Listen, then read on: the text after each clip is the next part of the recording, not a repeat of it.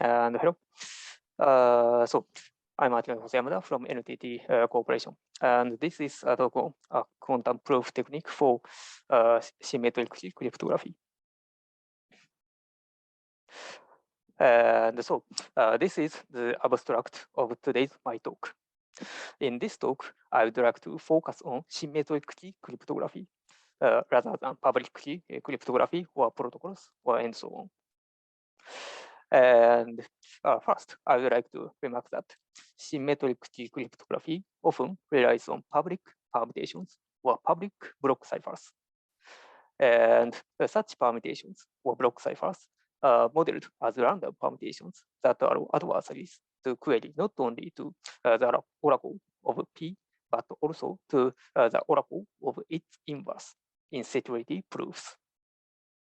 And handling such oracles are very hard in the quantum setting, and there is no versatile proof technique like the compressed oracle technique for the quantum random oracle model that is explained in the previous talk.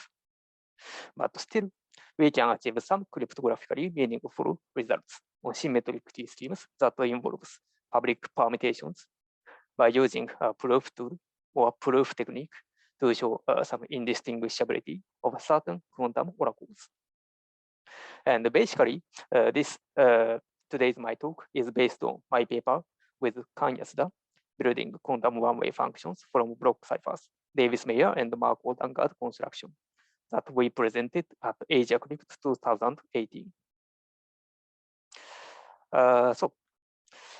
Next, I would like to begin with very basic introduction.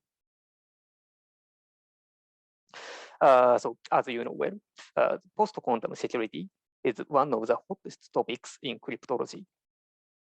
And it is definitely important to study post-quantum security of public key crypto systems because, as you know, Schwar's algorithm breaks RSA and other crypto systems.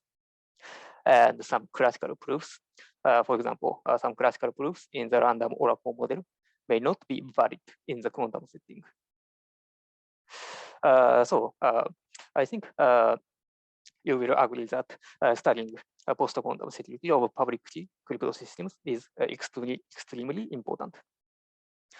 But here today, I would like to emphasize that studying post-quantum security of symmetric key crypto systems is also very important. And here, by symmetric key crypto systems, today, by symmetric key crypto systems, I mean some crypto systems that were discussed in FSE. I mean block ciphers or encryption modes or max and hash functions and so on. And next, let me briefly explain about the motivation of studying post-quantum security of symmetric key schemes. So in the last 10 years, some researches revealed that quantum query attacks completely break some symmetric crypto systems that are classically secure. For example, and here by quantum query attacks, I mean some quantum attacks that utilizes the quantum encryption oracle or the oracle of quantum oracle of encryption function. And such quantum oracle takes x and y as inputs and returns x and y plus the encryption of x as output. And this oracle can take quantum superposition of x and y as inputs. And if such quantum encryption oracle is available, then this construction, the even-Mansell construction, is shown to be broken in polynomial time. And actually, so this construction is proven to be secure against polynomial time attacks in the classical setting. In the model that this P is an ideally random public permutation. But unfortunately, it is broken in the quantum setting, in the specific setting that such quantum encryption oracle is available. And to be honest, it is not clear if whether it is realistic to assume such encryption oracle is available in some near future. But still, after seeing such the existence of such attack, it would be interesting to think about this question. Other schemes immune from other quantum attacks. So this is the first motivation of studying post-quantum security of symmetric T schemes. And next, I would like to introduce another motivation. So please consider about this question. Quantum random oracles are instantiated with concrete hash functions in the real world. For example, it may be instantiated with SHA-2 or SHA-3.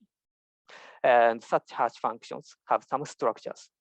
For example, this picture illustrates the structure of the compression function in SHA-2. And this structure illustrates the structure, the sponge construction, which is used in SHA-3. And a very natural question is, don't they have some structural weakness exploitable by quantum computers? In the classical setting, especially this structure, the sponge construction for SHA-3, is proven to be secure in the classical setting, in the meaning of indifferentiability.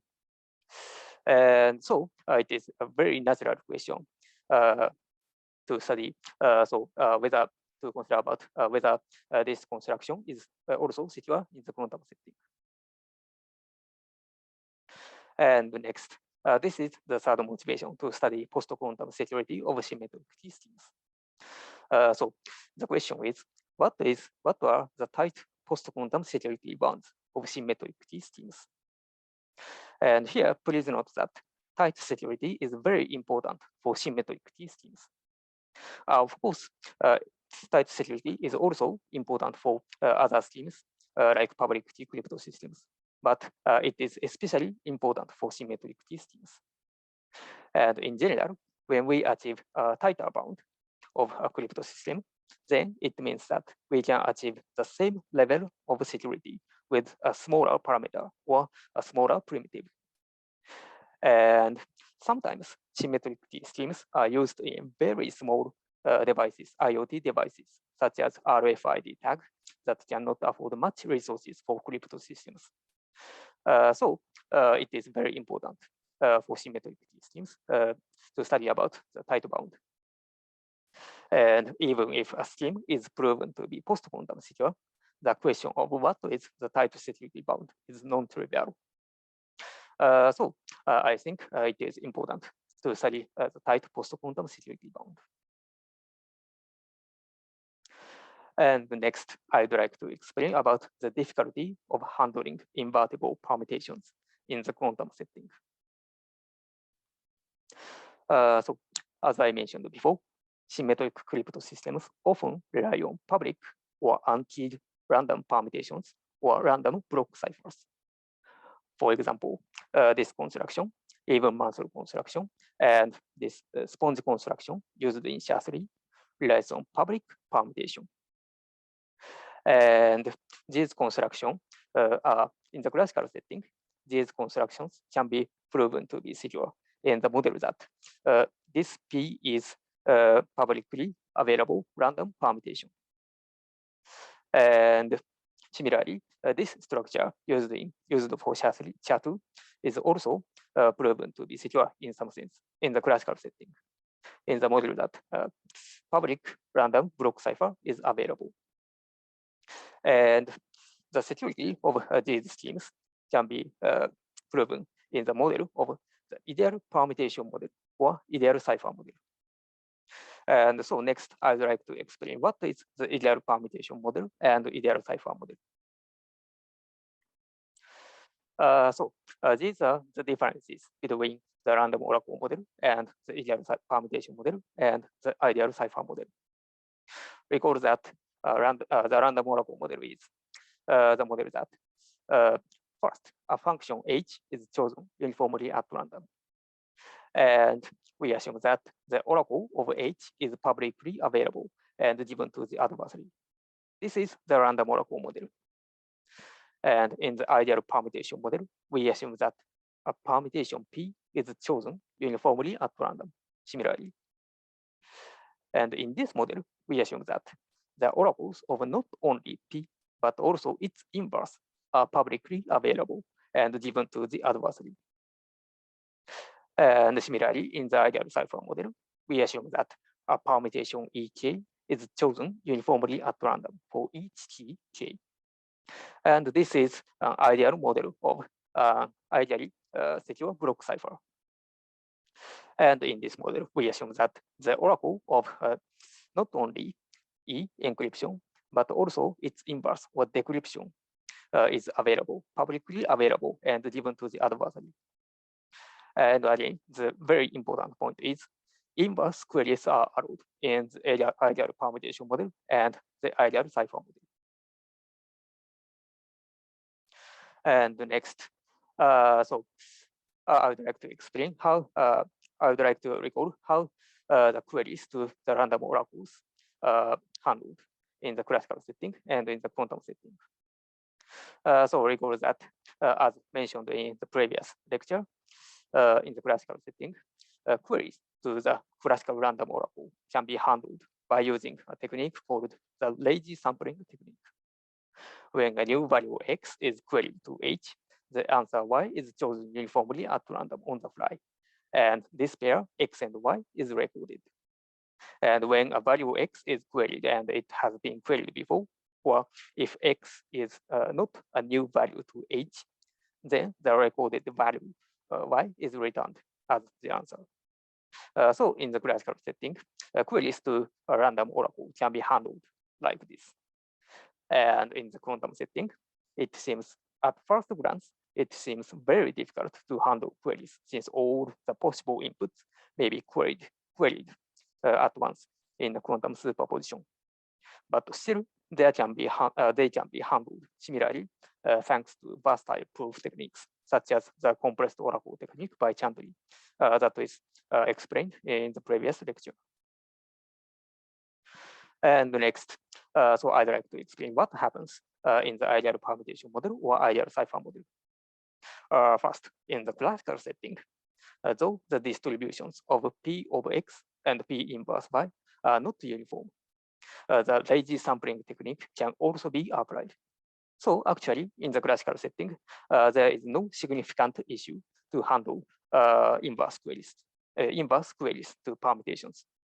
But in the quantum setting, many proof techniques for quantum random oracles usually do not assume inverse queries, and thus cannot be applied to ideal permutation.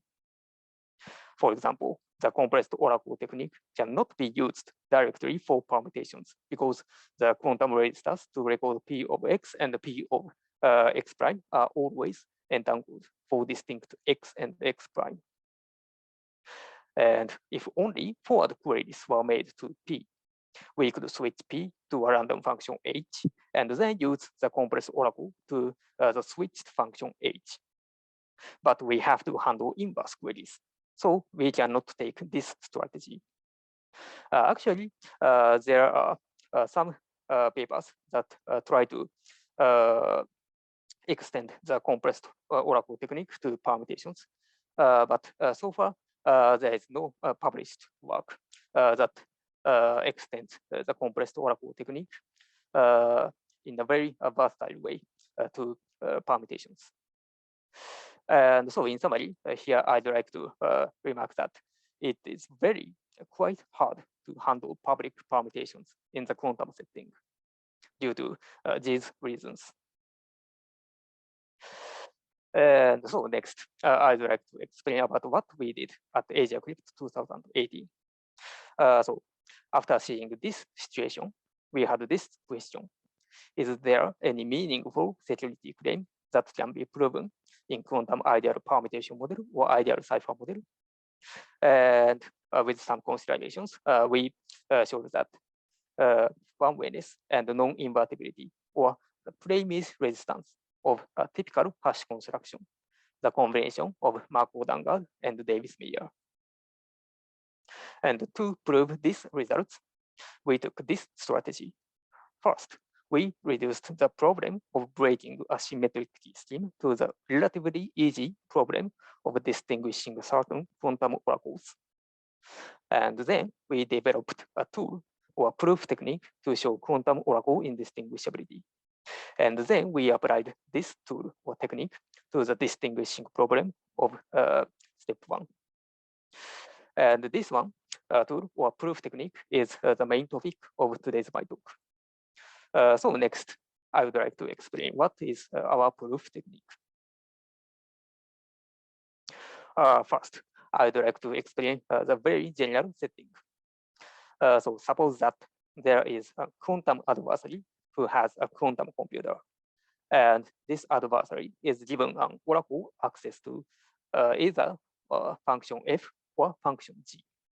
And suppose that this f is chosen according to a distribution d1, and this g is chosen according to another distribution d2. And the goal of the adversary is to distinguish f from g by making many quantum queries. And finally, adversary outputs 1 or 0 according to his guess of whether the given oracle is f or g. Okay, so this is the goal of the adversary.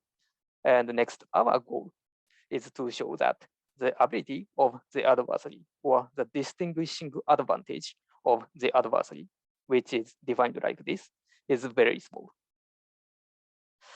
And actually, to apply our proof technique, we have to somewhat restrict ourselves. I mean, our proof technique can be applied to this situation. In this situation, the distribution D2 is the degenerate distribution on the zero Boolean function. I mean, the function g is always the function such that g of x is equal to 0 for all the input x. And next, this D1 can be an arbitrary distribution on the set of Boolean functions. So our proof technique can be applied to upper bound the distinguishing advantage, or the ability of the adversary to distinguish f and g in this situation. And to apply our proof technique, first, we have to choose a partition of the set of Boolean functions, many good sets and a bad set. And typically, so we have to choose a bad set in such a way that the probability that f will be fall into this bad set when f is chosen according to the distribution d1 is very small. And also, this good alpha should be chosen in such a way that for all the functions, small f and g in this set, the conditional probability that when we choose f according to distribution d1 and f matches this function f under the condition that f is inside this set, this conditional probability is equal to this conditional probability, the conditional probability that f is equal to g. This condition says that a good alpha has some kind of symmetry to some extent. And so when we can obtain some partition like this, we can upper bound the distinguishing advantage of the adversary like this.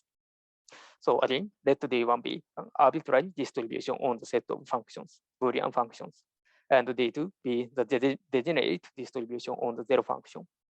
Then the distinguishing advantage of the adversary can be upper bound like this. So here. 1 second. Yes. There's a question in the audience. Yes. Can we get to the previous slide and can it be described again, but a little bit slower, because sometimes it's hard to hear some stuff. So can it be described this slide again?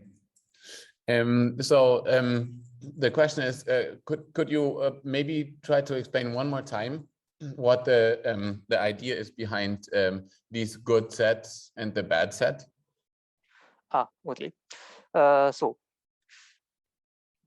generally, any partition that satisfies this condition is fine to apply this technique. But to achieve a meaningful bound, we have to choose this bad subset so that when we choose Boolean function f according to this distribution d1, the probability that F falls into this bad subset will be very small. And for this good subset, we have to here we have to choose each good subset so that this condition will be hold. Does it make sense? Yes, I think the confusion was cleared up. Thank you. Okay, thank you.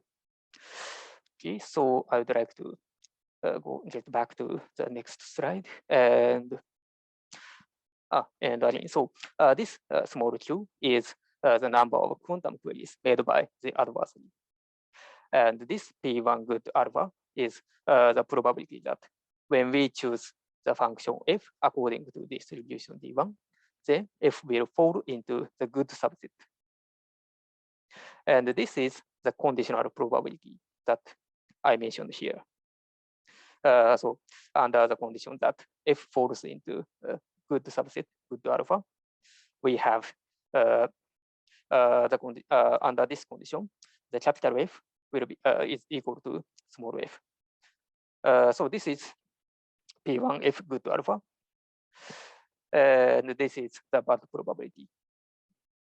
And here the important point is this upper bound can be calculated only with classical calculation of usual probability and some classical enumeration. So this is our main technique.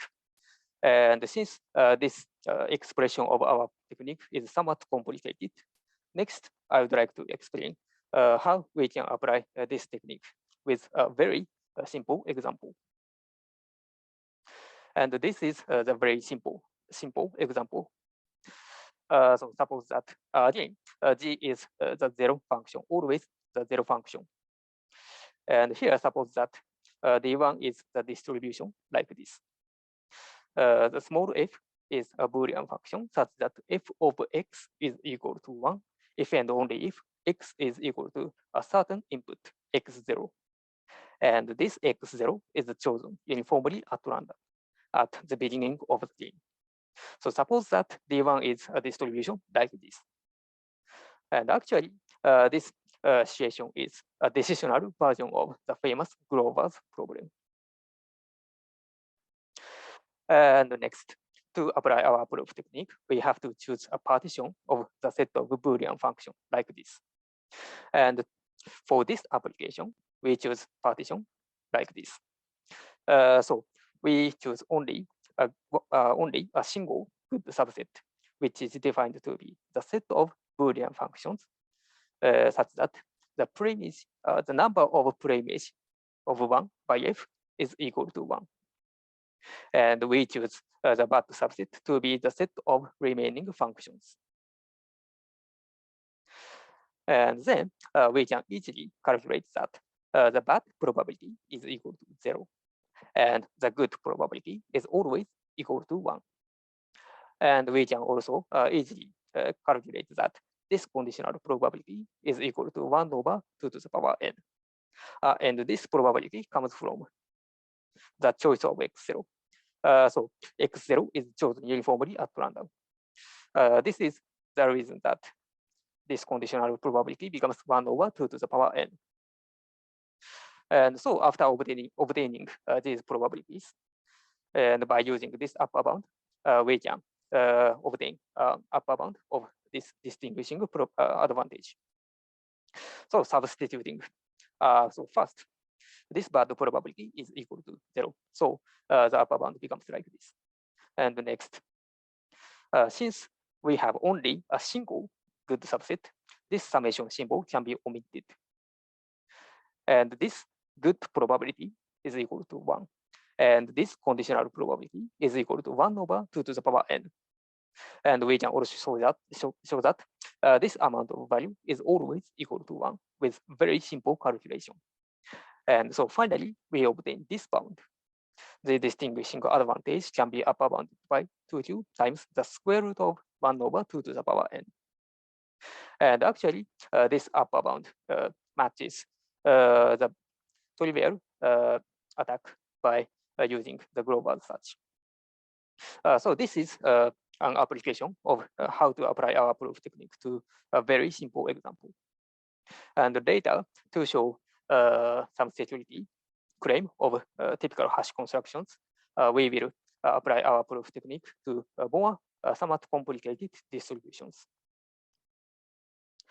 And so next, I would like to explain what is the Markov-Dangar construction and the Davis-Meyer construction. So typically, there exist two types of hash constructions. The first one is the sponge construction used in SHA-3, and the other is the Markov-Dangar construction used in these hash functions. And our focus is the Markov-Dangar construction. And this construction looks like this. So first, an input message is splitted and padded like this.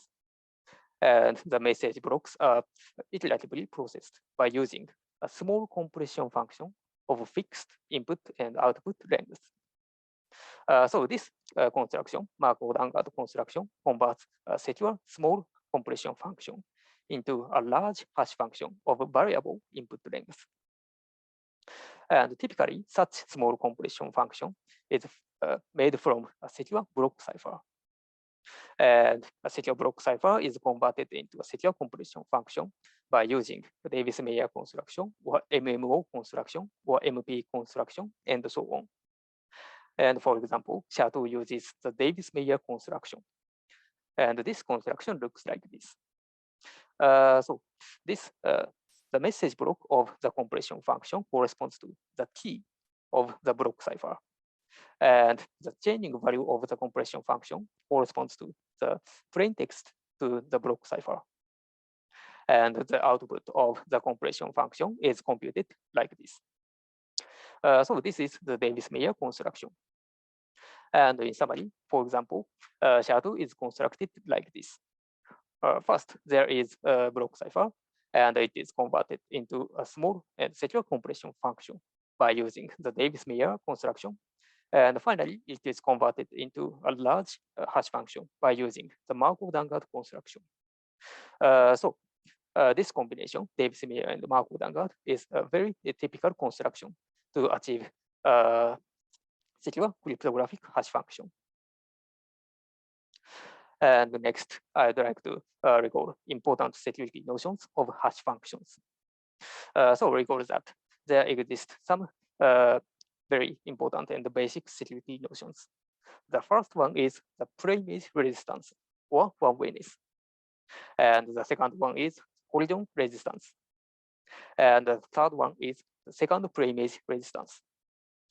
And the important point is post-quantum secure hash function must satisfy all of these properties against quantum superposition attacks, because it is very natural to assume that adversary who has a quantum computer can implement some attack target hash functions on their own computer, own quantum computer by themselves. And our focus is preimage resistance. And actually, we can consider two variants of preimage resistance. The first one is one-wayness, and the other is non-invertibility. So suppose that H is a hash function. And suppose given Y, it is hard to find X such that H of X is equal to Y. If Y is chosen like first, X prime is chosen uniformly at random, and Y is computed as H of X prime. If this function satisfies this property, we say that H has one-wayness. And next, so suppose that Y is just chosen uniformly at random. In this case, we say that this function H is non-invertible, or H has non-invertibility. So these security notions look very similar to each other, but actually these are different because we can construct a hash function that has one-wayness, but does not have non-invertibility, or that has non-invertibility but does not have one-wayness. And next, our basic strategy to show one-wayness or non-invertibility of Markov-Dangar and Davis-Meyer is like this. again, first, we reduce the problem of breaking one-wayness and non-invertibility to the relatively easy problem of distinguishing quantum oracles of certain Boolean functions. And then we applied our proof technique to show the oracle indistinguishability. And actually, our results have some restrictions. For example, the key length of the Davis-Meyer construction should be not large. And we consider fixed length Markov Vanguard with a specific padding.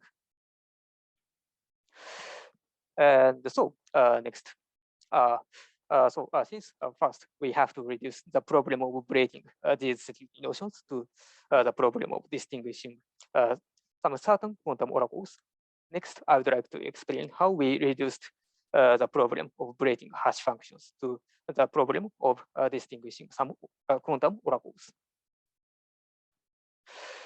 And so before explaining the reduction, first, to simplify explanations, I would like to fix this input. And when we fix this input or the key of the block cipher, then this becomes just a random permutation. And I call this construction the feed-forward construction. And from now on, I would like to explain how we proved the non-invertibility of this feed-forward construction or the FF construction. And first, we can show that the hardness of breaking non-invertibility of this construction is equivalent to the hardness of finding a fixed point of a random permutation P. We can claim that because if P is a random permutation and another P prime, a permutation P prime is defined like this for some Y, then this permutation is also a random permutation. And we can say that the condition that feed forward of X is equal to Y is equivalent to this condition because the definition of feed forward is P of X plus X. And by swapping Y and X, we obtain this one. And this condition says that X is a fixed point of P prime. And by using this property, we can say that the hardness of this problem is equivalent to the hardness of this problem. And next, we can show that finding a fixed point of a random permutation is harder than distinguishing a random permutation from a random derangement. And here, a derangement is a permutation without any fixed points.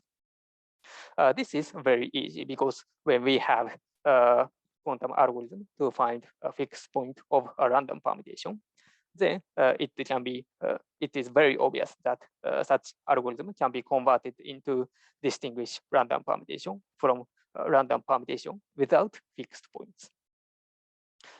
And eventually, we can show that this problem is harder than this problem. And next, I would like to reduce this problem to the problem of distinguishing certain quantum oracles of Boolean functions. And the Boolean functions that I have in mind are like this. First, D1 is the distribution on the set of Boolean functions defined by this sampling. So first, choose an n-bit permutation P uniformly at random. And then define a Boolean function f by f over x is equal to 1 if and only if x is a fixed point of P. And finally, return this function. Then, intuitively, this distribution D1 is a distribution of fixed points of a random permutation. And let D2 be the degenerate distribution on the zero function.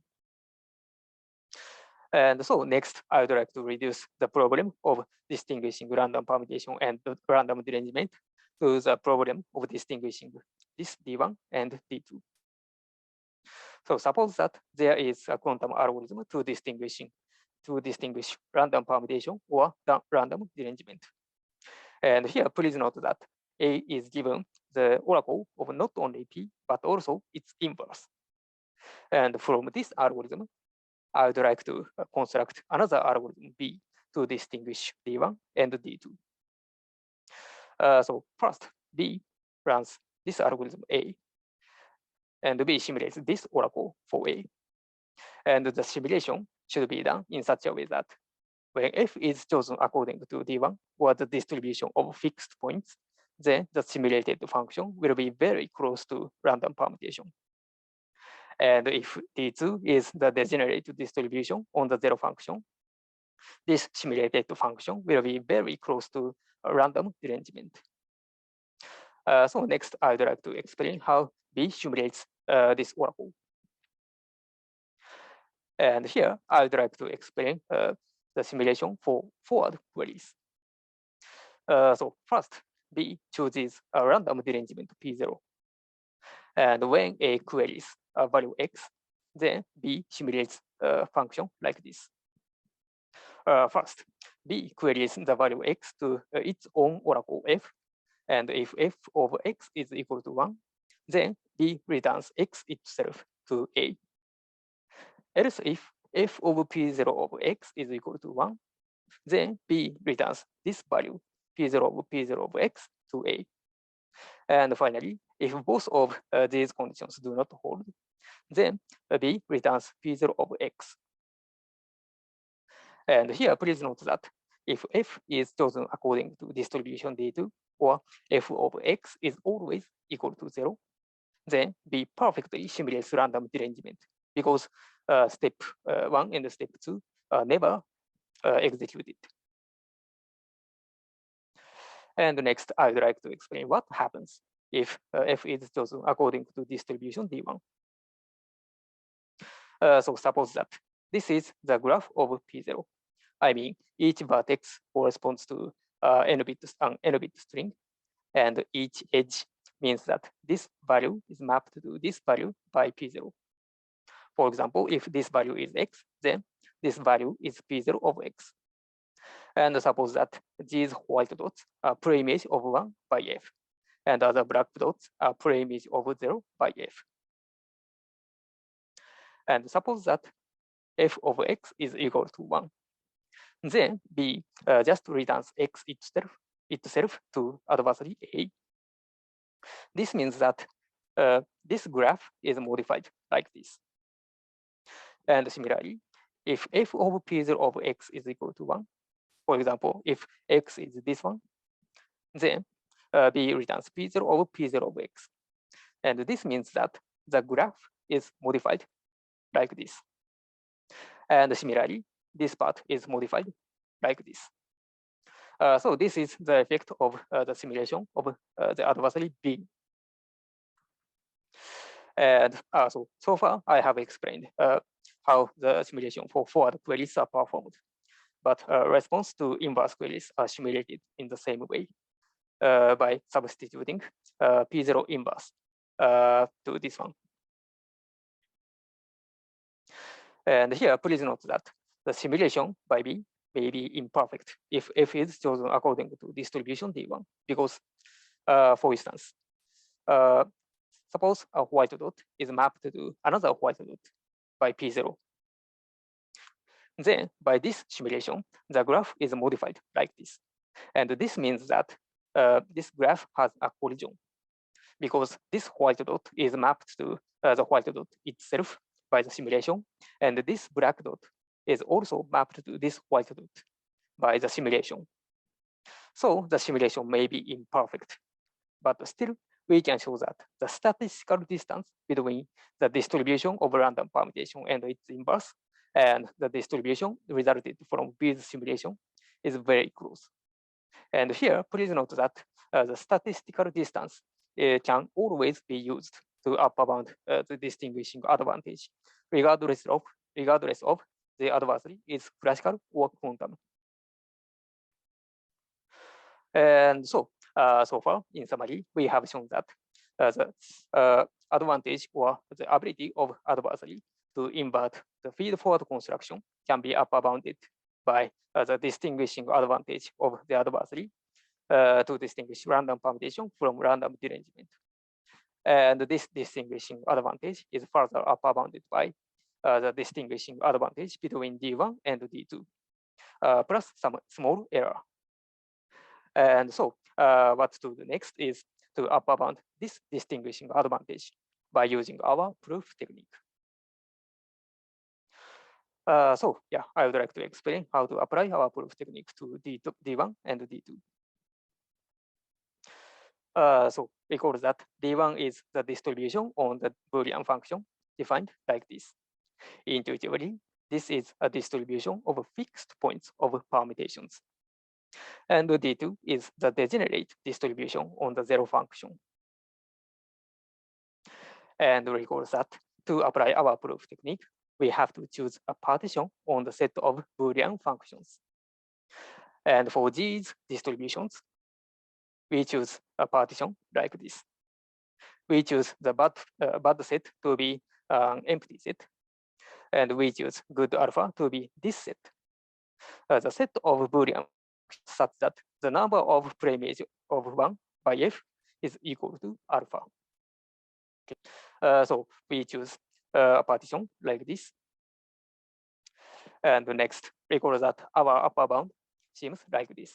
And to calculate this right-hand side, we have to calculate this probability and this conditional probability and this amount of value and this probability. And so we have to calculate these values. And actually, they can be calculated very simply and straightforwardly. So first, recall that the good alpha set is defined like this. Then this probability P1 good alpha is equal to the probability that the number of fixed points of a random permutation becomes exactly equal to alpha. And we can easily upper bound this probability by this one. And this conditional probability is equal to 1 over the size of good alpha. And with some very simple enumeration, we can confirm that this is equal to the inverse of 2 to the power n choose alpha. And similarly, we can also calculate very in a straightforward manner that this amount of value is equal to 2 to the power n minus 1 choose alpha minus 1. And by substituting these values to this bound, we obtain this bound. And by simplifying this expression, we obtain this one. And actually, this can be simplified and simplified easily. And this is upper bounded like this. And so finally, this means that the ability of the adversary to invert the feed-forward construction, or the advantage of the adversary to invert the feed-forward construction, is upper bounded like this. And this means that the feed-forward construction is non-invertible up to order the square root of 2 to the power n quantum queries. And here I would like to remark that this bound is tight because this bound matches the upper bound given by using the Grover search. So here I'd like to provide an intermediate summary. Feed-forward construction is proven to be non-invertible up to order square root of 2 to the power n quantum queries. And the proof is given in the model of quantum ideal permutation model. And in this model, both of P and its inverse are publicly available. And our proof proceeds like this. We first reduced the problem of inverting feed-forward to distinguishing distributions of Boolean functions. And then we applied our proof technique to upper bound this distinguishing advantage. And similarly, non-invertibility and one-wayness of Davis-Meyer plus Markov-Dangout can be proven with some restrictions. And finally here, I'd like to remark that proofs in quantum ideal permutation model are quite difficult in general, but still we can achieve a meaningful result by using our proof technique.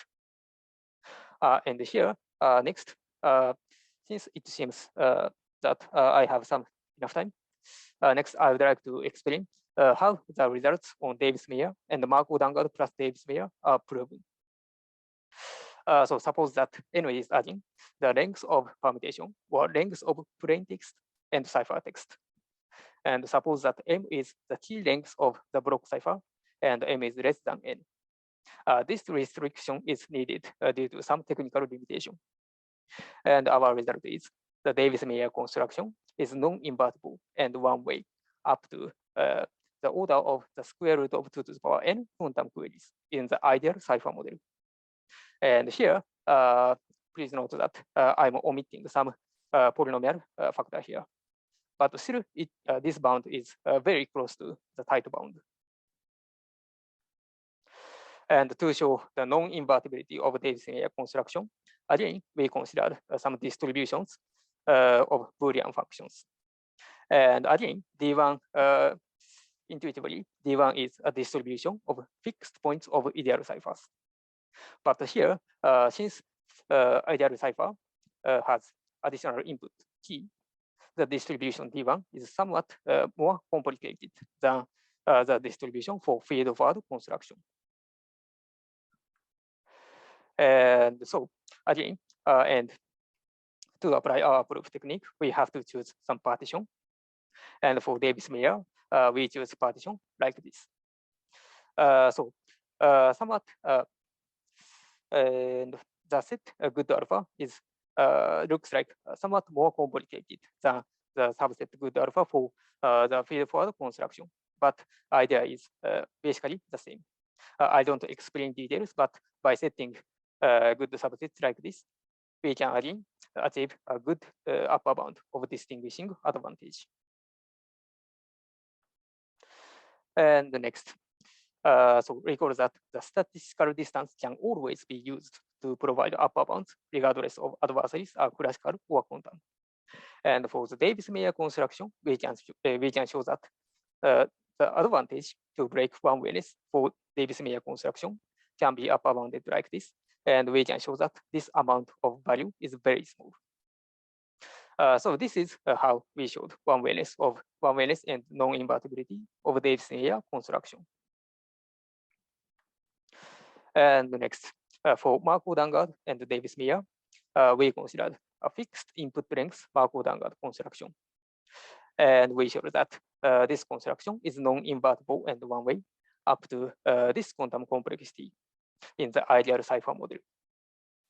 And we showed this result by reducing the problem of breaking Markov-Dangard to the problem of breaking Davis-Meyer.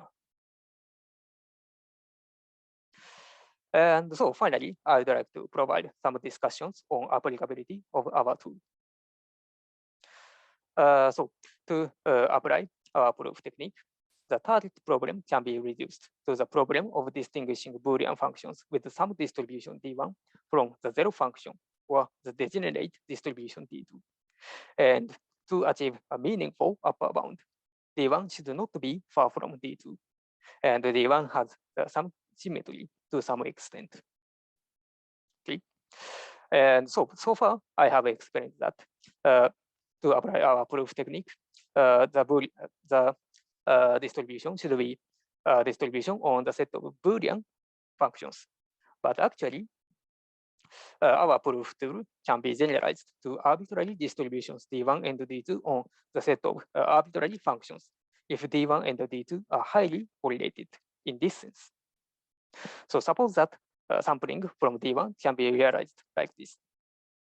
First, sample a function G according to another distribution D2, and sample Boolean function gamma according to another distribution delta DG. And here, this distribution depends on this function. And then construct a function f by modifying G on this set. And finally, return this function. So suppose sampling from D1 can be performed like this.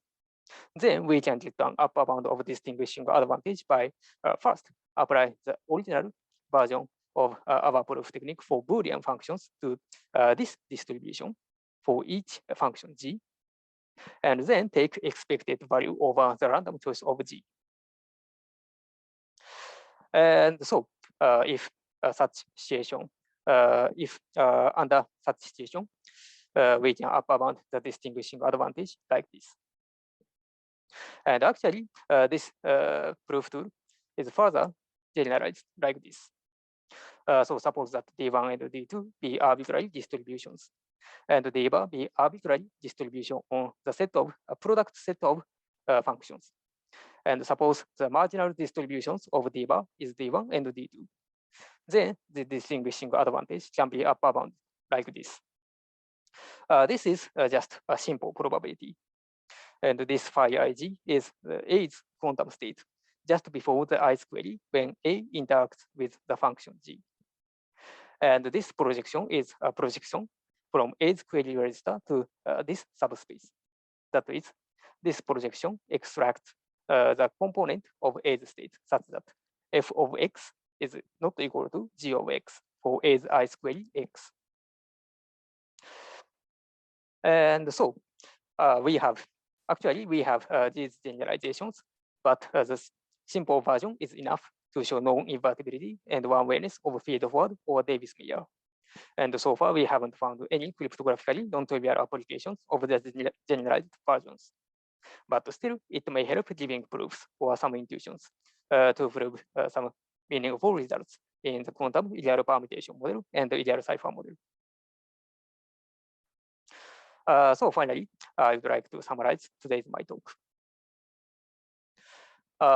Today, I explained that symmetric key cryptography relies on public permutations or public block ciphers. And proofs in quantum ideal permutation model and ideal cipher model are very hard. And so far, there is no versatile proof technique like the compressed oracle technique for the random oracle model. But still, we can achieve some cryptographically meaningful results with our quantum proof technique. And we showed one-wayness or non-invertibility of the feed-forward construction and Davis-Meyer and Markle-Dangard. And to apply our proof technique, the target problem must be reduced to the problem of distinguishing Boolean functions with some distribution D1 from the del function. And to achieve a meaningful result, D1 should not be far from D2, and D1 must have some symmetry. And actually, our proof technique can be generalized to some extent, but so far, we haven't found any good applications. But it may be interesting future work to find the application of such generalizations. That's all. Thank you for your attention. Thank you, Akinori.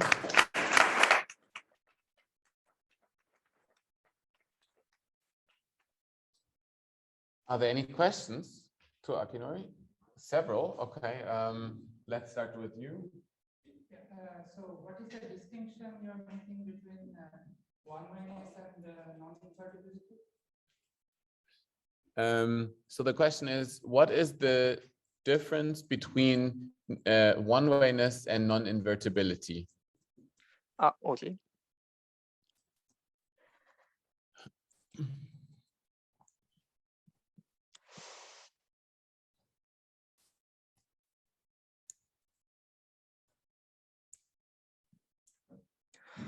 So one-wayness is the property that y is hard to invert in H under the condition that first x prime, an input, is chosen uniformly at random, and then y is computed like this, and then this y is given to the adversary. And non-invertibility is when we talk about non-invertibility, we assume that y is chosen just uniformly at random. This is the difference between one-wayness and non-invertibility. So if 0, 1 to the m is the entire range of the function, then they're the same, right? It also depends on the distribution of the function. So, yeah. Thank you, Akinori. So maybe you can have another question too. Yeah, I was just curious about the padding. So you said that the proof only works for a specific padding, but is it some you just go through it for a specific padding, or are there some properties of the padding that you rely on for the Merkel-Dangard construction? So the question is, you said at some point that you need to assume a particular padding for the Merkel-Dangard construction for your proof to technique to work. The question is, did you just choose some padding and do the proof for that, or are there particular properties of the padding that you are using in your proof that you cannot do without? Yes. Yeah, actually, in our proof, because of some technical restrictions, we choose a very specific padding. And the padding is done in such a way that the input to the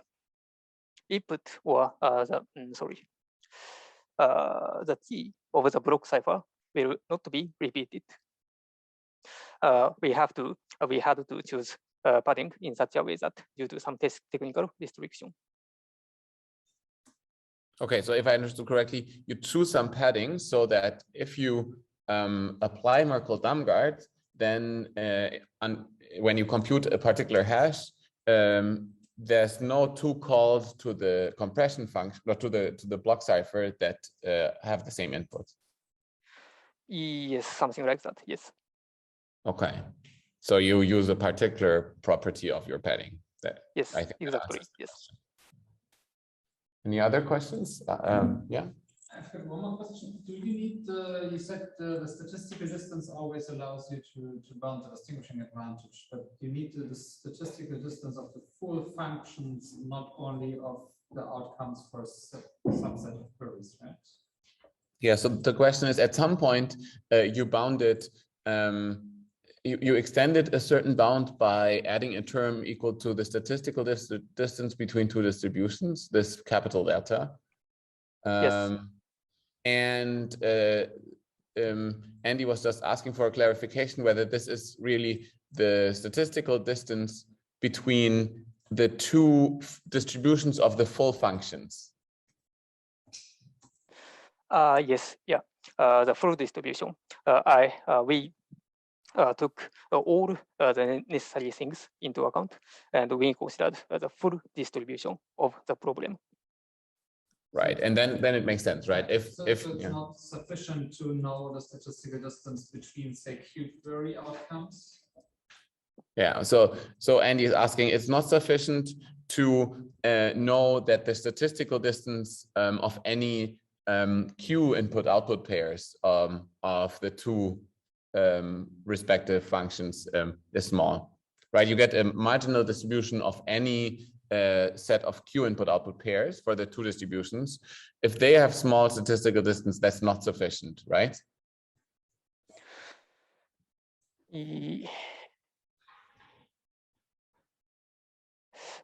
Wait, maybe I did not understand well. So your claim is we cannot apply the statistical distance to upbound the distinguishing advantage. No, I think it's kind of, I think it's clear that it's you can always bound the distinguishing advantage by the statistical distance between the two distributions of functions. Yes.